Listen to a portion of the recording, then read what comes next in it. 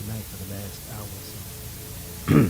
I just want to I first thank Brother Minister Jeffrey for the invitation, which provides me with an opportunity to share what God blessed me to know, whatever it may be. We're born into this world and we are here but for a short time. If you live 2,000 or 10,000 years, that's a rather short time in contrast to eternity, isn't it? You know, if we live 50,000 years, that's nothing compared to forever. But while we're here, we have an obligation. And that obligation is to grow and, among other things, learn all that we can and accurately pass it on to the others in such a manner that the others outgrow ourselves. Okay? And I hope that you will take this to heart. I didn't come here to make speeches this weekend, but you have to make speech in order to get certain things done. My focus is not on the speech, but I want to make a difference in this mosque this weekend. And I'm going to continue what pleases Almighty God Allah, what I did last weekend in Cleveland, Ohio. And Brother Minister Jeffrey has the tapes of what I did there and some other things. And I hope that you will take this as a couple of pages out of a large book, okay? And take it and use it and get it, squeeze all the juice out of it, and make progress in such a way that when I'm blessed to see you again, be it the will of Allah, you will have outgrown me and what I've said to you this weekend. Okay? I intend to try my best to make it that simple and that clear and do it in a way where that takes place. This is my first time seeing this, and I think it's beautiful. Very, very, very significant black man. The Honorable Minister Louis Farrakhan. Farrakhan looks great. This paper should sell easily. Now, here's what I came to say very simply. And call this, if you will, God and study. It's not going to be very deep or in-depth. Just a few minutes to say something very important that I want you to build on, study on yourself. We were taught by someone who met him. I didn't meet him, Master Jabril Muhammad, that he spent 42 years of his life in a special study, preparing himself to come here and do what he did. Didn't mean he didn't study afterwards, but it took that long to get to a certain point. He could move and do what he had to do over here. The only picture that the vast majority of us have of him is with his head down holding a book, which we were told was the Holy Quran. That picture means study. I got that from the mouth of the Honorable Elijah Muhammad. I had heard it before, but one day he was sending me to Las Vegas to do something for him, and it wasn't to gamble. And he was pulling out his phone book, and in the phone book was his picture, which I had already seen. I had a copy of it myself. And he looked at it, and he talked about it a few minutes, and he said, "Brother," he said, "this picture means study." And Master Jabril Muhammad made it for him. He made another picture, at least one other, where he was looking full face, and that picture he gave to Khalat. Khalat was one of the Honorable Elijah Muhammad's brothers who rebelled on his brother. He wanted his brother's place. And of course, fell in 1935. I think the month was August. Now, the Honorable Elijah Muhammad studied. Now, when we say study, most of us think about reading a book. Well, if you don't know no place else to start, that's as good a place as any to start. Though some of us can read signs of nature. I have a daughter that can read the clouds. I can't read the clouds like she does, you know, but she studied them so much so she can tell approximately how high they are. She's able to read the skies. There are other people who know how to read the stars at night, who using a sextant can be out on the sea or in the desert, and they can tell by the position of the stars with respect to themselves where they are. I personally don't know how to do that. So reading takes many forms, but that form which is absolutely crucial for what we are about, and that is we're about the business of becoming a holy nation. You must pick up the scriptures and read them, and pick up those other words from the Honorable Elijah Muhammad and our brother Minister Farrakhan and read them, which help us understand what's in the books, the Bible and Quran. Does that make sense? And now Minister Farrakhan also did a lot of reading. Let me backtrack a minute. The Honorable Elijah Muhammad, I remember one day me giving him the newspaper that came out in Phoenix, the Arizona Republic. And he said to me very gently with a little smile on his face, "No, brother, you read it." And he said it in a way as to indicate he really didn't need to read it. There were one time when he told me which of the local news to look at because it was the most accurate of the three. I couldn't tell. News to me. But I couldn't tell which one was the most accurate. You hear what I'm saying? He was an above average man in mind and sight. But he did a lot of reading. He went to the Congressional Library and he said that he went there studying for 7 years. For example, the human body, just like a person going to college. He studied. He was guided in his studies. Master Farrakhan Muhammad's father took his son into the vault when he was 4 years old, which would be sometime in the year of, 1881. Born 1877 at the age of 4. Okay? He formally began what was to be a 42-year study. I want you to think on the dates. Think on it. Took him into the vaults to read that which people are not allowed to read. And think about the keepers of the vault who are so disciplined they don't read what they're not supposed to read. Most of us come out of a nosy environment. I don't say that you are nosy, but there's a tendency among people to be very nosy, to stick their nose in that which is not their business. But it is our business today to know the Word of God. That is our business. Okay? Now, the Honorable Elijah Muhammad studied. His teacher before him studied. Minister Farrakhan after him studied. Some of you have heard what Minister Farrakhan said. He used to study all day long. Sometimes go and run out of the room, go on a fast and study all day long. If you study long enough and deep enough, there comes a point in your life where not that you don't need to study, but you study quicker. You learn things faster. You can read quicker. You hear people say something and you see all into it quicker. Maybe you've already experienced it in some measure. I know that you probably have had the experience at least once where you pick up something and you read it out of the writings of the Honorable Elijah Muhammad, Mr. Farrakhan, or even the scriptures. And you put it down, you pick it up a year later, it's like you never saw it before. The words, of course, have not changed. You have. Correct? Meaning you've grown. Now, does God study? And if so, why? There's every reason to think God studies from his own word. He makes decisions. He evaluates situations. Even evaluates people. And on some occasions, depending upon them, he may change his mind about what he's going to do to them or for them. Does not those words imply study? To make a decision implies study. I don't care how quick the study was. There's still time is involved in study. If it takes a minute, that's still 60 seconds. So study. Does anybody have a definition of study that absolutely satisfies everything that you can think of that study is? I'm going to ask you to do something. And I'm going to ask you tomorrow to respond to the same question. I want you to go home and look up every book you've got tonight. It won't take you but a minute on study. Get a definition of it. If you get a definition of it, you will understand what you've done tonight better. Definitions are important. The human being needs definitions. Without definitions, there's no real understanding. Have you ever looked up a word and then found other words that you didn't understand that made up the definition of the word you were looking for? Now you're obligated to look up those words. And then there'll be another set of words that you yet don't understand, and you may wind up spending 4 or 5 hours. But as a result, you come out of that with a sharper mind. You literally have advanced or improved your mind. You literally have added physical weight to your own mind. Did you know that?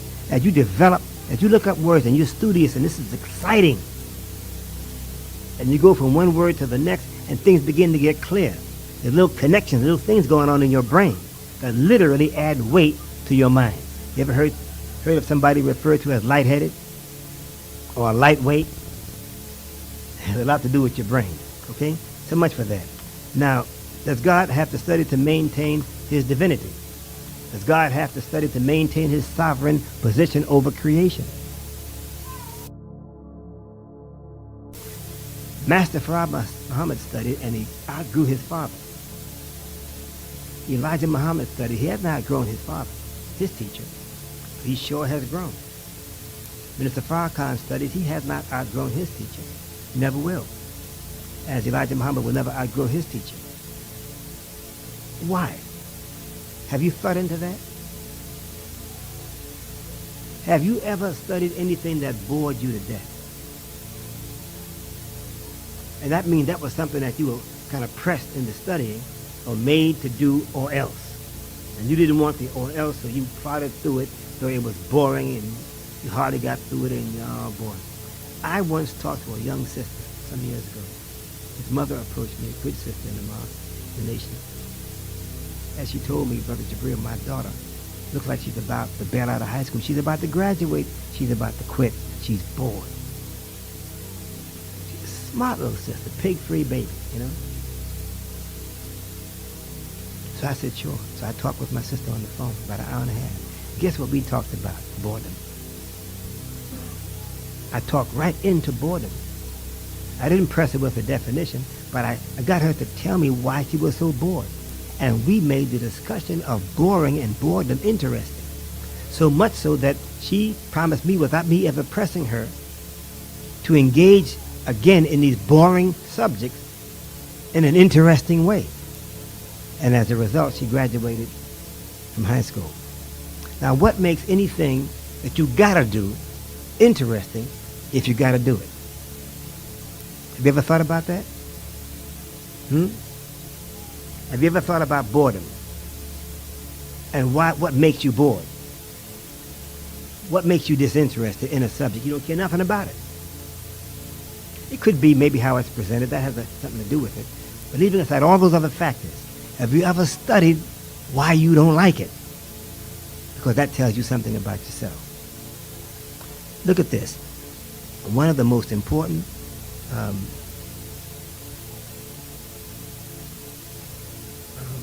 things that every human being is faced with is, who am I? Not who are we, but who am I?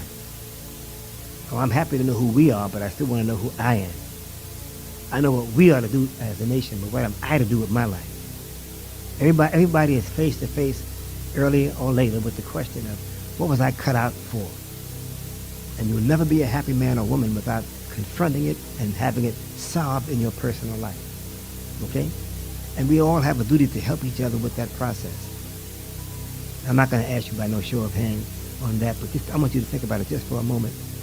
And I'm going to say one thing after this and step aside and get out of the way. The simple suggestion I've made to people is this. Get a piece of paper. Write down everything you like to do. If it's 1, 5, 50, 100, write it all out. Just put it down. You may or may not at that stage know what that kind of work entails, whether it means working more outside or inside, whether it means working with a lot of people or a few people or nobody, whether it involves your hands and your brains or with physical instruments. You follow me? That you may not know, but at your present moment you write down anyway.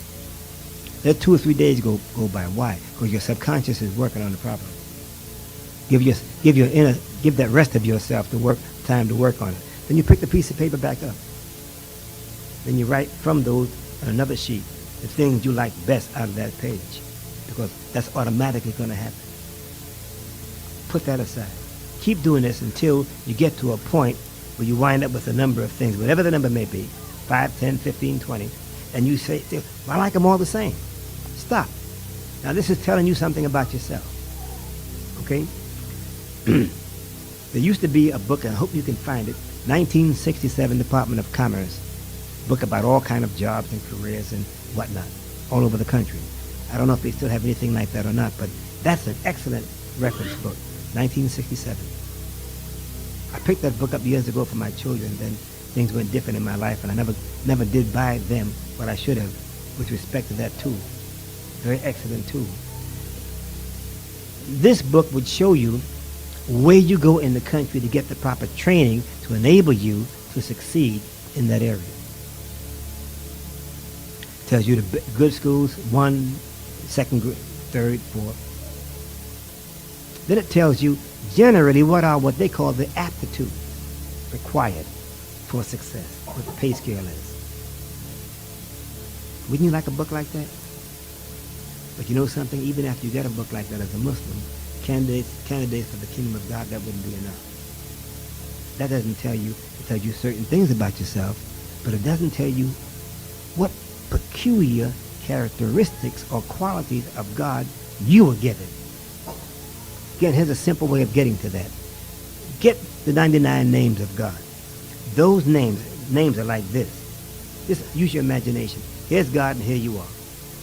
He says, here's what I'm composed of. Here is my nature. I'm beneficent. I'm merciful. I'm this. I'm that. I'm the other. And these are names. Get dictionaries and study these names. The names are like bridges that you go across to get into God's mind as best you can, and by his permission, to see him as he sees himself. Got that? Clear, isn't it? If you do that, then you watch your own reaction to these various qualities. Some of them seemingly on the surface appeal to you more than others. Some you say, I'm like that, to some degree. Well, that I never thought of. And watch carefully your own reaction to the, if I can put it this way, components of the nature of God. I don't mean just his character. I'm talking about the actual nature, which he expresses perfectly. And this will give you some insight into yourself in a small way, but it gives you insight into self. And you sisters are raising children. You would do better raising your children if you raise those children with the attributes of God in mind. And the more you are able to define each of them, the more you can see them in their budding state in a child, and you can begin after a while to begin to cultivate these qualities in the child by things you do externally that elicit from the child responses. We all know, generally speaking, you pick a baby up, you hug the baby, pat the baby, kiss the baby, baby smiles. Right? Because you're teaching the baby. You love the baby, but you at the same time teaching the baby maybe without paying any attention to it. Aren't you? You are fostering or eliciting, or I would say another word, like you, those of us who came from the South, how you put water in a well to do what? Prime it. What does priming it mean? What does that mean? Who said that? You got it. See, because you are doing something to bring out what's already there. If there's no water there, you're pouring water don't mean nothing. Right? The water's already sitting there. You're trying to bring out what's already there. Now, the baby already has the nature of God. What you're doing is priming the various characteristics we call the attributes. But attribute is a word that's okay under certain circumstances, but quality is better. But do you know what the word quality, characteristic, and attribute mean? What do they mean? And then what do they mean in relation to the other? You have to know what these terms mean because it's about you. Follow me? Now, you're used to getting out of here at 9:30 on a Friday, and now it's 9:36. So I'm going to take a couple more minutes and then get out of the way. But does this make you think? Are you interested in yourself? That's like saying it's water wet. Of course you are. Now, I intend, by the help of Almighty God, Allah, tomorrow and the next day, to, I'm calling the seminar tomorrow, Self First. What time is it to begin? But does that mean we're all going to be here 8 o'clock? So you already are predicting, based on past experience, that everybody's not going to be here. Well, it's a fact that you understand the present in terms of yesterday. The more you know of history, the better you can understand today. And we have a brother and some others coming from Arkansas, Oklahoma City, Tulsa. I'm told where else? Texarkana. Where's Texas? Texarkana far from here? And the brother coming from, the ones coming from Little Rock. I'll get here at 8 and we'll see the situation, survey the land. But it's not good to be late. Honorable Minister Muhammad said that some of our people will lose their salvation behind late labor. So it's better to be here than see the situation. I don't mind starting later. I don't want anybody to miss none of this. You start right off, there ain't going to be no introduction. Introduction, if anything, is tonight. Okay? We're going to start right. And when I came in this room looked different to me. I know I saw partitions, but it still seemed like the last time I was here it got bigger. Either I got bigger, and that probably didn't happen, or the room shrunk, or maybe it's my imagination, which is not right about how this room last looked. But you had a lot of people in here when I was here last. Well, how many was it? Over 200 people? Can you get that many people in this room still? And the walls haven't shrunk. This is deep. Pardon me? Maybe it's just impacting my mind in a certain kind of way. Okay. So now, are you going to try what I just said? Now, you may or may not be in jobs that satisfy you. When you say satisfy you, you mean it satisfies your particular makeup. Some of you may have the same job in the same office or plant or whatever, but you are not exactly the same as your brother and sister. So, you know what I mean? You're going to extract something from that kind of work that's different from what he or she is going to get, owing to a lot of variables, background, this, that, and the other. You will never be satisfied doing what you don't want to do. You don't want to be in a situation like that. Some men will take, like Ken Griffey. He'd rather take, hey, I'm already making millions. What the hell, I don't need another 2 million. I want what's satisfactory to me. That's intelligent. That reduces the stress factor. The dude who just chases the money, yeah, he or she will be out of here fast. See? You don't measure success by dollar bills, although there are people who do that. But that's not the way to do it. The Honorable Minister Muhammad didn't become a millionaire until the 1970s. And if he was in what he was doing for money, that he could have been a millionaire long before that. Daddy Grace, Father Divine were millionaires, talking nothing, talking garbage and running games on people. Okay, so that's what I want to put on your mind. I want you to know that I promised myself when I told the believers in Phoenix in the tape, end of last month, that I may not remember it exactly as I said it, but I was going to give it my best shot this last month of the year, last month of the decade, last month of the millennium, or this last 100 years. And I said, if I died in the process of trying to help others this month, to hell with it, I would do that. I'm about as mentally exhausted as I've ever been in my life. Have you ever experienced mental exhaustion? You almost hit like a wall, and you can't think. You know what I mean? You ever been in that state? But my anecdote for that is prayer. That's it, because I ain't got no time to study nothing. I've been traveling now 11 or 12 or 13 weeks, I forgot. And after a while, the cities begin to run together. I wake up sometime in my own house and don't know where I am. I said to myself, boy, you just about hit it. And I was like that a couple of weeks ago. I woke up in my own bedroom about 5 o'clock and didn't know where I was. It took me a few minutes to figure it out. And I said to myself, wow, how'd you get like this? Well, I'd rather go out this way than to go out sitting on a soft couch, man, watching Mickey Mouse or Looney Tunes or some jackass sitcom on TV. You hear what I'm saying? I had a brother, secretary, some years ago, died while he was talking to the believers about charity. He fell dead. They said he looked peaceful, he collapsed. I said, man, in a way, that was a good death. Since you got that to do, why not do it while you're taking care of business for others? Only a life lived for others ultimately is a life worthwhile. But now, that don't mean you neglect yourself to the point where you walk out your house and it's snowing. You do get snow here every now and then, and you don't put on those shoes. Now, that's kind of something wrong with that. But I did leave Phoenix once when it was in the 80s to visit my beloved Brother Minister Farrakhan. Got on the plane and realized when the plane was in the air, oh man, I don't have my coat. When I landed, it was another program, weather-wise. So I thank you. Do you see what I just said to you? Master Farad Muhammad had to study to do what he was to do, and so did Elijah Muhammad, and so did Louis Farrakhan. Therefore, we must too. That's the point in a bean shell. I don't say nutshell. A bean shell. Now, what will you be doing Christmas Day? Huh? None of you will participate in the activities, the real activities of Nimrod. That's good. What will you be doing New Year's night? You're going to be working on what? Well, I mean, where would you be? That's what I should have asked you. At your house. Very smart move.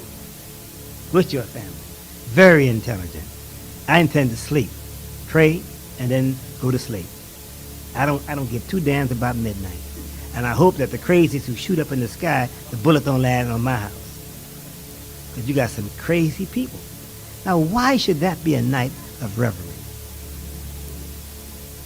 Have you ever looked deep into that? Why do people say this is the time when I'm supposed to get drunk and party? Why? And partying always means death. It always means engaging in acts that kill you. Why is it like that? I hope maybe we can touch on that maybe over the weekend. If not, we get to it Christmas Day. And the last talk I'm scheduled to make this month is due to be in Phoenix, Arizona, to be the will of Allah. And I got a lot of things to do between now and then. I hope to be able to write. Maybe I can get started while I'm here, if not Tuesday or Wednesday, on my commentaries on Closing the Gap. I hope to have that book ready in a few days. Sister Minister Jabril Muhammad is doing her part, trying to finish up, forming it into a study guide. And somewhere in the book, maybe towards the back or the end of it, I'll simply write my commentary on what I had in my mind, because of what was I trying to accomplish with our brother, with that book, for us. We have to close that gap as rapidly as possible. And there is a gap between us and him, and it's crazy. We can't go backwards. We got to speed up and catch up to him within the sphere of our own activities. Does that make sense? And one of those things is this. Brother Cap and I were talking earlier today about this book, How to Win, How to Stop Worrying and Start Living. And I can remember I told him at 1956 or 57, I think it was. I read the first 16, 17 pages of that book and threw the book down. I haven't picked it up since. I bought it for a lot of other people because I was embarrassed. I said, is that what I'm doing? I threw it down. I don't worry from then to now. Not worry. Think, reason, ponder, focus, concentrate. Worry, no. You can't build anything on worry. You can't solve any problem. You can't worry yourself out of it. And for you sisters in particular, brothers in general, Dale Carnegie's wife wrote a book called How to Help Your Husband Get Ahead. I think that's a book that we all should look at also. Dale Carnegie was a Shriner. He was a student of human nature. And he wrote the book mainly to help Caucasians.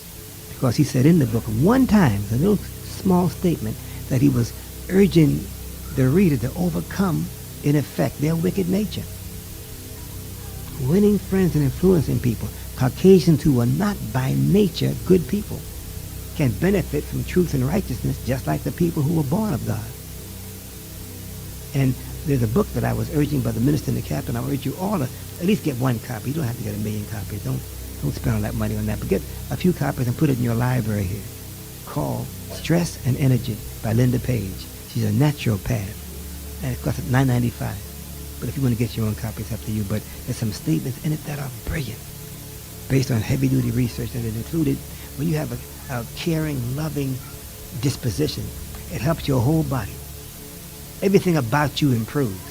When you're nasty, mean, and vicious, and whatnot, that destroys your own body. It literally takes you out of here. And I can remember, you heard it said, no doubt, that it takes less muscles to smile than to frown. You see all these little points I'm making here? Caucasians study. They study. Turn on the Disney Channel. They're out. Different ones of them are in different fields of their own interest. They are studying. They want to know everything about the creation. Then now you see some of them saying, well, we're just a step away from being God Almighty.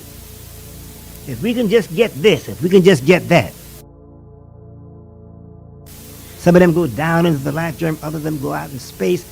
They're trying to take what they call the four forces, fundamental forces of nature, the strong force, the weak force, the electromagnetic energy, and gravity. I'm going to put in some article, maybe number 12, a question. Is it possible that there are four forces of nature which, if understood, puts a person in the position of God? Is it possible that these are the physical aspect of four spiritual qualities in the makeup of the Lord of the worlds himself? Since it is mentioned by all the scholars that I've read about so far, there are four fundamental attributes or names of God, all the others of which they say are derivatives of. There are four, are they not? In the prayer, in the name of Allah, the beneficent, the merciful, and we call him the master or lord of the day of acquittal. Is it possible that there is a correspondence deeper than most of us have looked at between the forces of nature and the forces of or in the nature of God himself? The way the Caucasians go after it, they say, well, God maybe, yeah, okay, yeah, that's right, over there. But they are after these laws of nature. And listen to this. Proof that there is a profound interconnection between the quote-unquote forces of nature and the nature of our being is they could not send anybody to the moon and get back, except to the extent that they duplicate the mathematical formulas that already existed prior to their birth, by which they learn and then they form materials and train the men in accordance with these formulas. They don't violate the laws of nature. They get in tune with them, at least to the extent to send a man or men to the moon and back. Brothers and sisters, what you're studying is the mind of God. Did you hear what I said? You were studying about building the who? Of who? Of self. And who are you from? So what are you studying? You're studying yourself. You're studying God. You're studying God. You're studying yourself. What are you saying? The more you know yourself, the more you know God. The more you know God, the more you know yourself. That can only be if we are directly from him. Now, how are we from him? Tune in Saturday, either 8 or 9 o'clock. What's tomorrow's date? 18. Okay, that's all I want to say. I hope to see you tomorrow morning, and may Allah bless you. If some of you are not on Ramadan and you're scuffling and whatnot, some of you sisters are babies and whatnot, and you need to take water, take it. Don't fall out on the floor. You understand what I'm saying? And if you're on it, you can make it great. What we did last week in Cleveland, we dealt for 9.5 hours. I don't expect to hold you all this long tomorrow. 9.5 hours. We started at 9. We fit 10 past 9 to be exact. But the brother opened up at 9. We finished at about 5 or 6 minutes past 6. We went into the dark, and then we broke out and went and took care of that other business called eating. We had a couple of breaks. I don't remember how long they lasted, but the meeting, we were together that long. I'm not going to hold you that long. Maybe only about 6 hours. No. About 4. It may take about 4 hours to do what I want to do. I want to make a broad opening statement and then do something from that statement and then ask you a couple of questions, and that'll be it. I think we can do it in about 4 hours. I hope that you will get, I know it may cost a couple of dollars. I'm not making money off it, but I hope that you will try to get last week. This will be part 7 of a series of points. It involves making a timeline. That's why I asked you to have me long blackboard. I can try to do it with this. But do you have another one in addition to this? How long will it be? Okay, fine. Because the more space I have, the easier it is for you to see what I want to get over. We're going to go from prior to the beginning of time to right now. What is the context? I hope that you walk away from here tomorrow understanding clearly what is the context of our time. You are alive now. Why are you alive now? You are alive now, aren't you? Then are you blessed to be alive now? 200 years ago, a lot of us would have been swinging on the trees. because you just wasn't made to serve these people. They would have just hung you, and you wouldn't have no power to get around it, right? A lot of us wouldn't have made it. We wouldn't have got to 20 years old. The people who tend to accept this teaching tend to be very dissatisfied with this wicked world, and so you rebel. And if the wicked got power, they take you on out of here. That's not a laughing matter either. Or you could be born so far down the road, you'd have no sense of this particular time. You know what they say about BC and AD? BC means before Christ, and AD means what? Why don't they just say AC? Why not BCAC? Why not? But that particular time wasn't here 2,000 years ago. It's now. You're living right in, if I can show you. You have a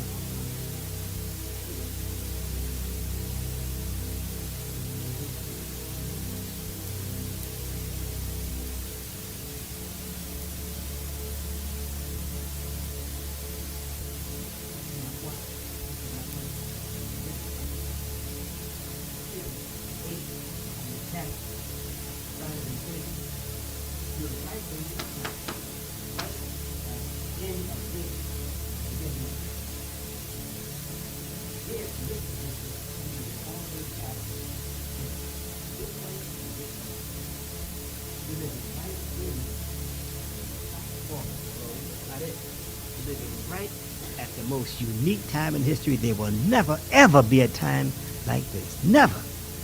Why? I hope that you will have your ears wide open. I would appreciate it if you bring a couple of dictionaries.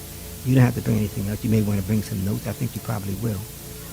But I want you to get a good night's sleep. Don't raid your icebox tonight. Don't raid your icebox tonight. Don't raid your icebox. Don't go in the icebox tonight. Don't eat any more tonight. Don't eat anything tonight. Will you do that? I said that how many times? I want you to get the point over. Drink some water. You know, and then maybe I should have told you, Brother Minister, to tell everybody to get eat for about a week in advance some onion. Onion strengthens the nerves. I want you to think, come ready to walk with me through a few simple but important points. But I gotta have a decent. That's really too small. So they're both going to be double this, and they're going to stand up. Okay, and I'll be able to walk around with the mic, so I can draw what I got to draw, and everybody will be able to see it. That's very important. I thank you so much, my dear brothers and sisters. I don't know how many times since 1993 I've been here, 3 or 4 times, I don't remember. But I appreciate the spirit each time that I'm among you. And we're going to have about how many people out here tomorrow? A whole bunch? All the way to the back of the wall? Okay. Okay, I appreciate that. And all the babies that are in, the babies will get out whatever they're going to get out. Don't underestimate babies. They start learning almost upon the point of conception. In fact, let me take that back. They learn at the point of conception. And in a sense, even before that, because mother and father, each of them are doing whatever they're doing, and you are informing all the cells in your body as you go throughout your own life. So actually, the education begins prior to birth, in a certain sense. Okay, I thank you very much. May Allah bless you to get home and get back safe tomorrow. And I hope that He blesses me, because I'm certainly going to pray to convey to you. I don't have no details in my head, but I know basically what I want to get across. And I would ask you to pray for me also, and pray for yourself. Let's ask Allah to bless us with an excellent 4 or 5 hours tomorrow. And when you go home, I hope that you will turn this over in your mind and come back Sunday and bring people with you that don't know what you know. Okay? Remember, when you walk in the supermarket tomorrow, sisters and brothers, away, pump gas at the gas station, you're always going to be around some of your people who don't know what you know. And you owe it to them to share their birthright, our collective birthright, with them. Thank you very much. Assalamu alaikum.